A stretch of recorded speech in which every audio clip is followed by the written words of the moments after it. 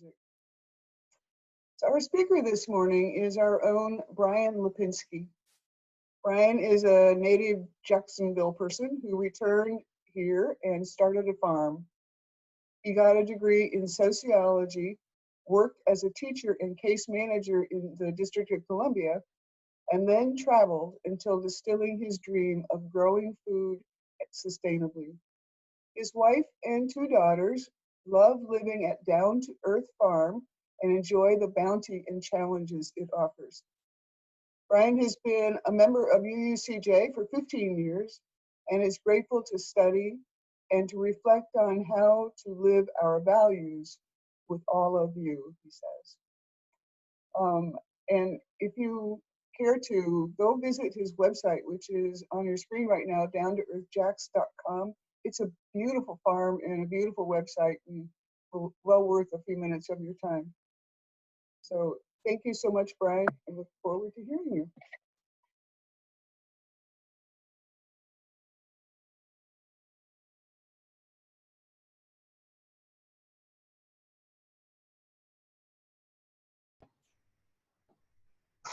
Hello, thank you, Penny.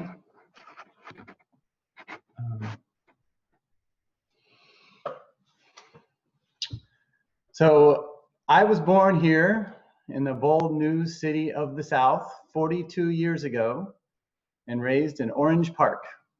My childhood in this sleepy suburb was blanketed in comfort and security. And my little subdivision of Park West allowed me to explore its boundaries and discover countless ways to determine that I was bored. We had one of the larger backyards in the neighborhood, and I would recall digging hole after hole until my dad told me to cut it out because it was messing up the lawnmower. Wooded areas ringed our community, and we would bushwhack and pick blackberries till either our bellies were full or we had lost too much blood from the thorns.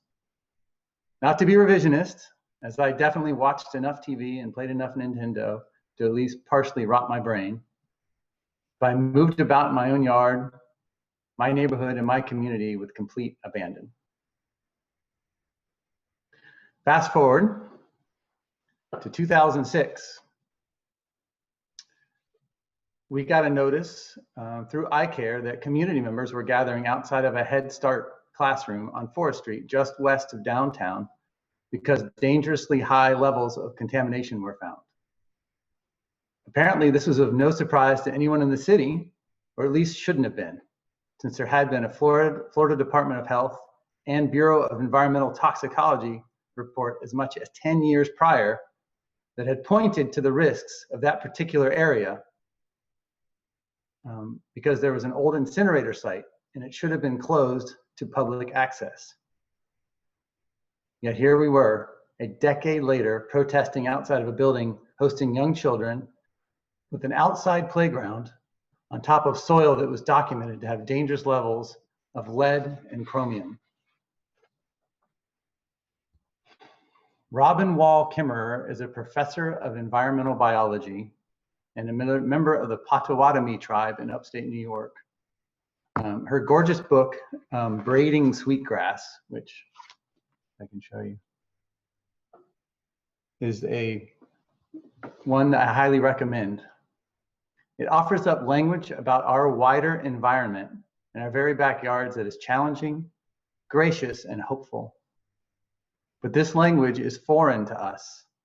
In nearly every sentence we speak, we divide our universe into us and them, we and other. Our language, knowingly or unknowingly, objectifies the tree, the bear, the stone, the wind, and reduces it to an it. Of course, this feels normal, and to do the opposite, to refer to a rock as him, to the river as she, would feel awkward or maybe even silly. But Kimmerer explains that grammar is a way that we chart relationships in language. The Potawatomi language recognizes our relationship with our entire living world.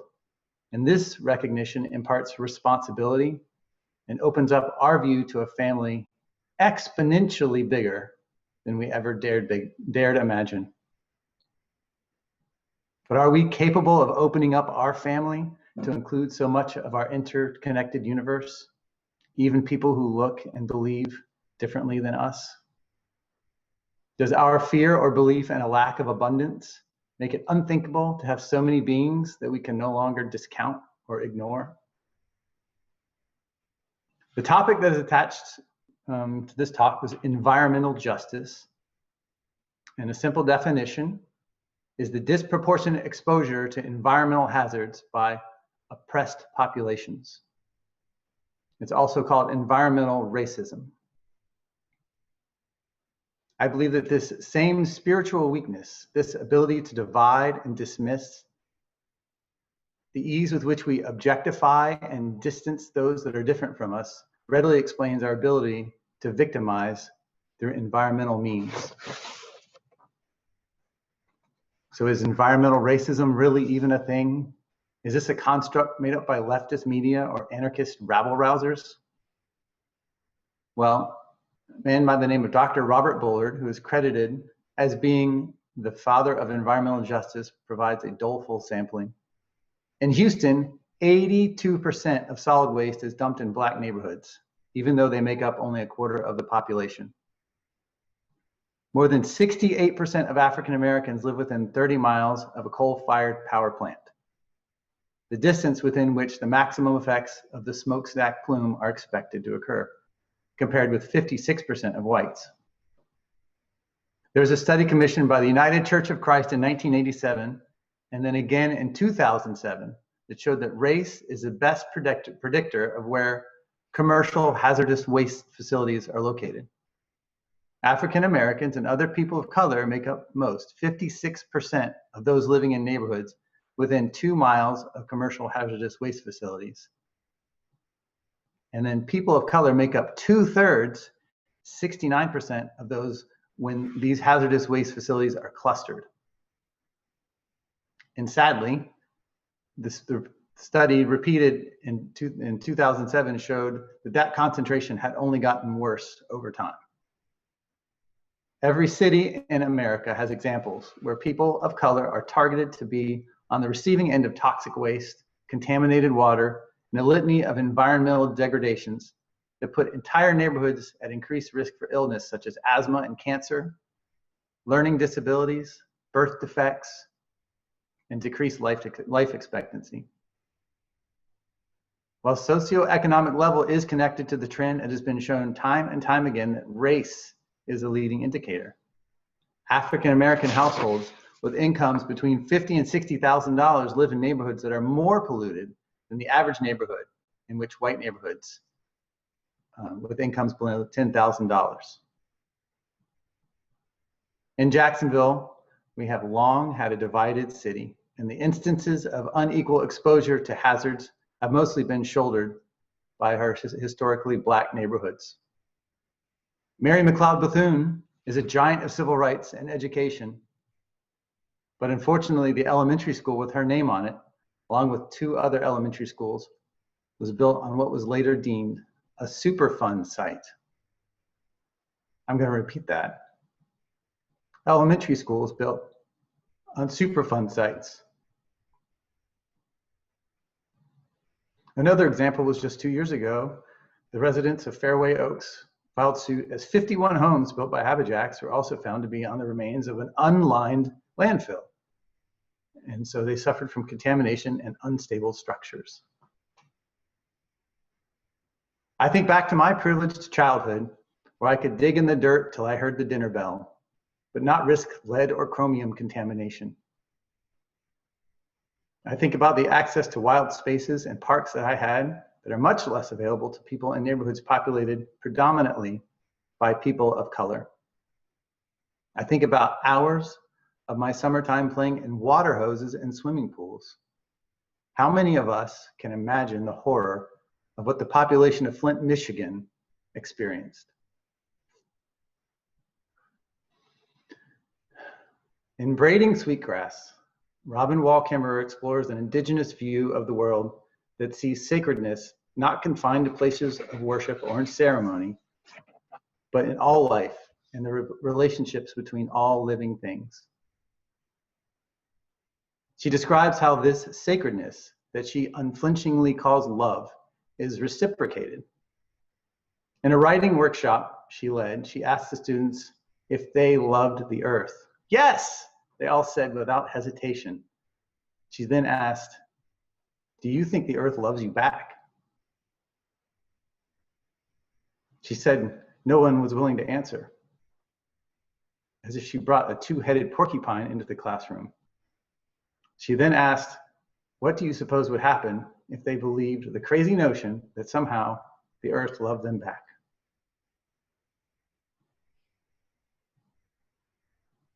On the website of Robert Bullard, the father of environmental justice, is a headline, "Time for whites to stop dumping their pollution on people of color."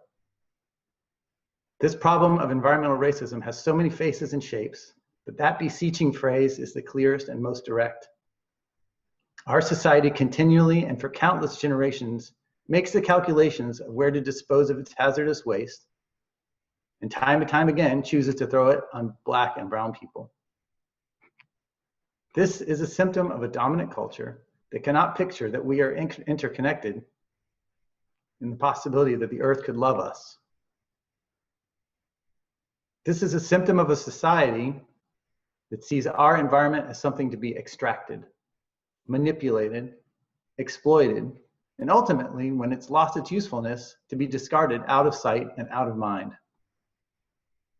The modern study of economics has a most insidious term, externalities, which unfortunately in the realm of environmental racism is the unconsidered and uncalculated cost of suffering to mostly minority communities.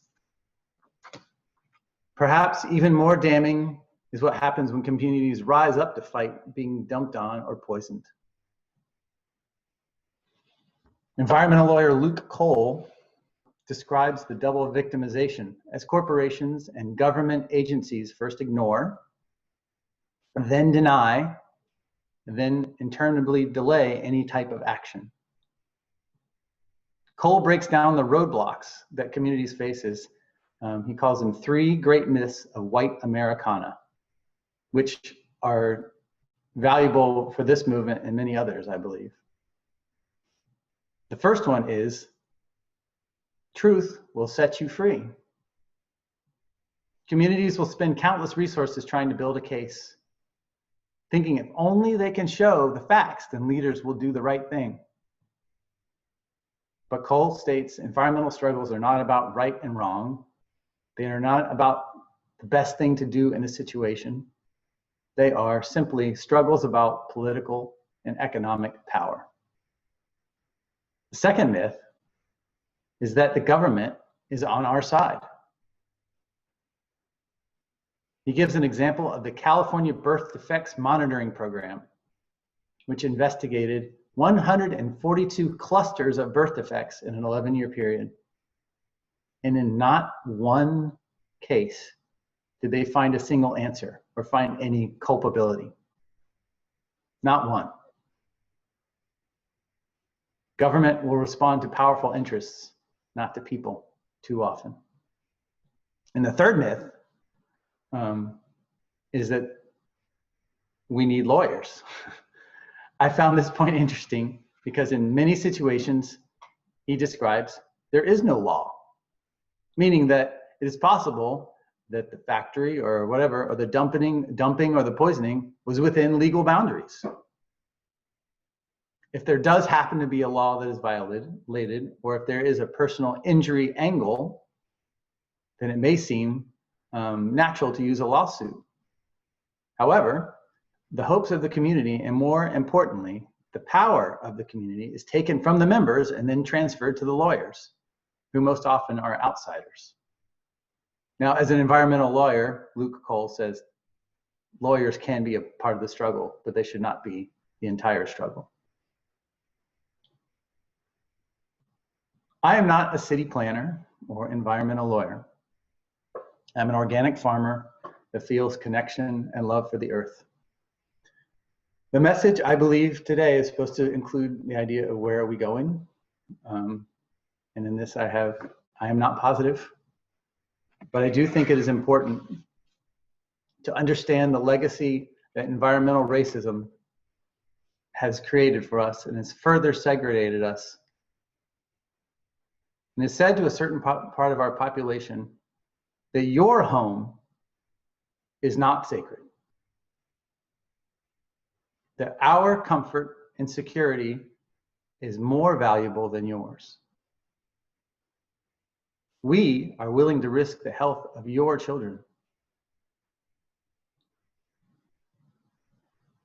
Sadly, my thoughts went to the beautiful Wendell Berry poem that Penny shared. And I was wondering if it was white privilege that gave Mr. Berry rest. If the wood drake and the heron do not come to feed because the water is contaminated, can you still be free? So I will leave off with these words that are the preamble of the People of Color Environmental Leadership Summit that happened in Washington, D.C. in 1991. It was attended by over 1,000 delegates from around the world, and it's a great summary of environmental justice. We, the people of color, gathered together at this multinational People of Color Environmental Leadership Summit to begin to build a national and international movement of all peoples of color to fight the destruction and taking of our lands and communities, to hereby re-establish our spiritual interdependence to the sacredness of our Mother Earth, to respect and celebrate each of our cultures, languages, and beliefs about the natural world and our roles in healing ourselves, to ensure environmental justice, to promote economic alternatives which would contribute to the development of environmentally safe livelihoods, and to secure our political, economic, and cultural liberation that has been denied for over 500 years of colonization and oppression, resulting in the poisoning of our communities and land and the genocides of our peoples. Do affirm and adopt these principles of environmental justice. I thank you guys for the opportunity to share what's been on my heart.